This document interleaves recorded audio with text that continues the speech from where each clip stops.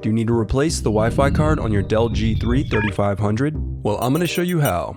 Also, you can click the top right of the screen to find this part or tools or additional help on our website, including written step-by-step tutorials with detailed images.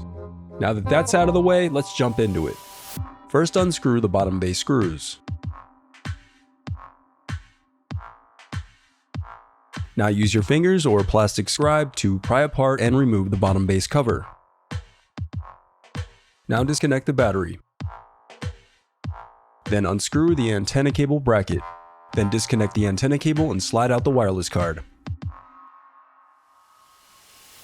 The reassembly of your laptop is as simple as following your steps in reverse.